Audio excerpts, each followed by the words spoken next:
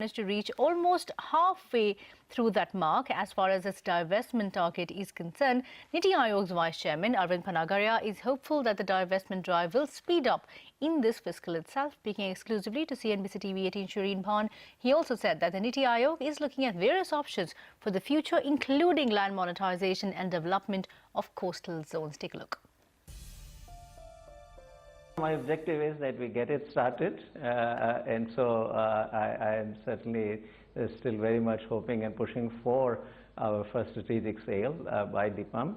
Do you believe it'll close in this financial year? Well, I am certainly still hoping that it will. A lot of possibilities on how the land bank that some of these companies are sitting on can be monetized.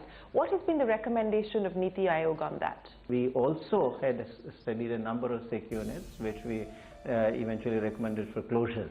Now there, to close the SEC units, one of the problems that arises is that these SEC units have a lot of land. Okay. Without disposal of that land, you cannot close the unit.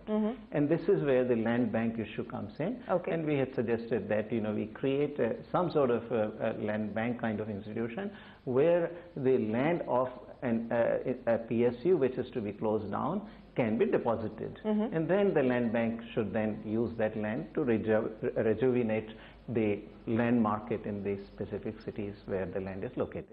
One of the ideas that you've been betting on is the creation of these coastal zones, so to speak, which could aid in the employment generating aspect, which is one of the missions of this government, and it could also aid in the competitiveness aspect that you believe India has significant room to grow, and especially as far as the export objective is concerned. How soon do you believe we could see some further movement on that front? I very much hope that we convince the Finance Ministry to make a provision for these zones in the forthcoming budget.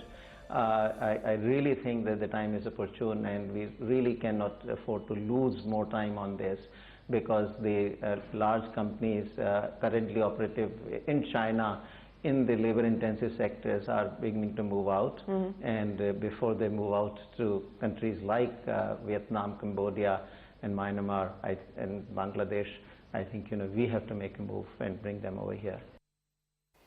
All right.